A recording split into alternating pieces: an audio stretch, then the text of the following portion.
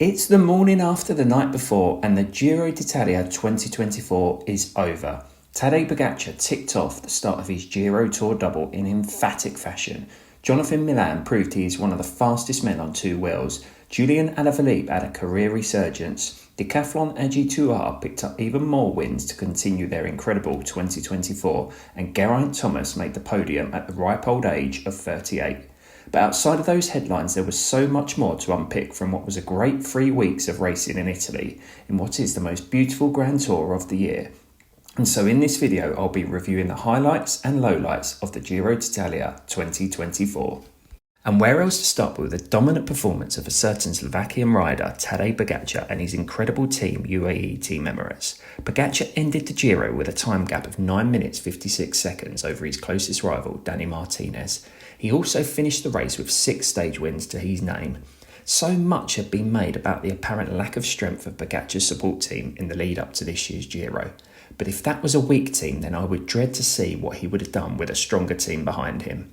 Each and every rider on the team contributed to Pogačar keeping the Maglia Rosa on his back from stage 2 to 21.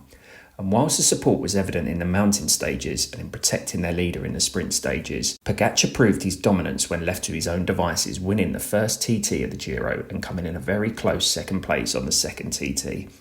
It did seem destiny that we would see Pogačar roll into Rome in the Maglia Rosa, but with bike racing nothing is ever guaranteed. And despite a small blip at the bottom of the Europa back on stage 2, a stage which he still managed to win, Pogačar was able to stay rubber side up throughout the Giro. There are not enough superlatives to describe just how dominant he is, and it truly is a pleasure to witness his generational talent doing what he does best. Without wanting to make this the Pogačar show, we'll now move on to the other GC contenders, and it's fair to say that for the majority of the race, it was quite evident that they were effectively racing for the second place, which for a professional rider at the top of their game must be a bitter pill to swallow. The top 5 ended with Pogačar at the top, followed by Dani Martinez, Geraint Thomas, Ben O'Connor and Antonio Tiberi. And the surprise name, I guess, of those 5 had to be Tiberi, who really rode a fantastic race which saw him take home the white jersey, which is gifted to the young rider with the lowest time across the race. Tiberi proved consistency across the race, finishing 4 stages in the top 5 and also doing well on both time trials, which is often where the GC contenders can really become unstuck. A second place for Dani Martinez was a fantastic result for him and his team Bora Hansgrohe, but you have to feel that he would be slightly disappointed that the team did not win any stages throughout the Giro. But Martinez proved his toughness in the mountain stages, clearly being the only rider to hold the wheel of Pogačar for a short time, which will certainly provide him with some confidence going into future races. He also tussled with second and third place with Geraint Thomas, but his consistency in those tough final stages proved to be the edge that he held to overcome the Welshman. Thomas himself had a solid enough Giro, and his super strength seems to be his ability to ride his own race regardless of what else is going on around him, and that comes with experience. On the really tough mountain stages, Thomas sets his own pace and sticks to it, and is not willing to chase down attacks if the pace is outside of his zone. It's a really smart approach to racing, in my opinion, and sets Thomas apart from the others who may be more willing to risk it all and blow the doors off in a race which is more a war of attrition. And we saw that exact same thing happen with Ben O'Connor, who in his own words was the dumbest guy in the race when he tried to chase down Pogačar on the Europa during stage 2 and ended up being dropped by the main GC group and losing a significant amount of time. As one of the favourites going into the race, it was a shame to see O'Connor not make the podium, which has so far evaded him during his Grand Tour pursuit, adding his 4th place to a 4th in the Tour de France and an 8th place at the Vuelta. But for O'Connor, he didn't leave Rome completely empty-handed, as he was part of the winning team classification with Decathlon AG2R storming to 2 stage wins courtesy of Valentin Pare-Panche and Andrea Vendrami. The team performed really well in Italy, and most days were part of the breaks, which led them to picking up 2 stage wins. For me, Pare-Panche's victory was extra special given his brother Aurelian had won a Giro stage last year. Their mother now has 2 engraved bottles of champagne from the Giro sitting proudly on her mantelpiece. Now it's time to show some love for the sprinters, and it was very much a 2-horse race between Jonathan Milan and Tim Merlier, and the pair ended up winning 3 stages apiece. But Milan cleaned up in the points classification and so was wearing the Ciclamino jersey for the majority of the race. The difference in size between the pair is something to behold, and to be honest, Milan towers over most of the peloton, but size doesn't always win, as Malir was able to prove throughout the race.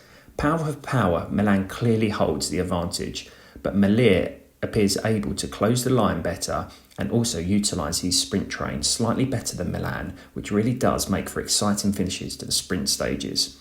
Outside of those two, nobody else really came close to upsetting them for stage victories, other than Olav Koy, who took stage 9 but was then forced to abandon the race due to injury.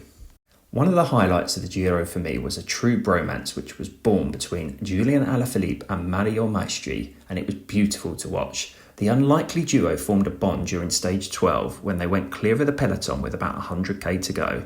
Given the size of the peloton and the distance, many had written off the duo's chances, but despite the odds being stacked against them, the pair worked together seamlessly, and with some much needed encouragement from Alaphilippe, Maestri seemed to pick up an extra gear or two as they continued to lead the race as the kilometres ticked down. Alaphilippe left Maestri in his will on the final climb of the day as the Frenchman soloed the last section of the race to claim victory and prove that there is still lots left in the tank for the Frenchman. Post-stage, Julian gifted Maestri his winning jersey, which was incredible to see. One of the main things missing for the race was the regular sight of yellow jerseys in the form of Visma Lease Bike, who could not catch a break during the Giro. Coming into the race, the team had set out a mission of chasing stages and had pinned their GC hopes on young Kian Uterbrooks. Sprinter Olav Koy had 3 World Tour wins ahead of the Giro, and so it seemed he would be best placed to achieve the stage wins for the Dutch side. But Visma were dealt a big blow in the first week when Christophe Laporte abandoned the race after a crash on stage 4. But despite such a huge loss, with a rider like Laporte leaving the Giro, things were not all lost, with Uterbrooks donning the white jersey and Koy delivering on stage 9 to win the stage.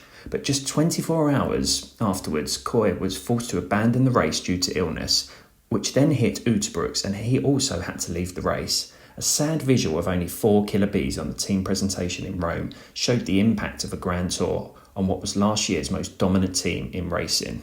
A few other notable call-outs to round things off include the great performance of Jonathan Narvaez in stage 1, who was able to not only stick with but outspeed Pogacar to claim the Maglia Rosa on the first day and be the only other person in the race outside of Pogacar to wear it over the 3 weeks.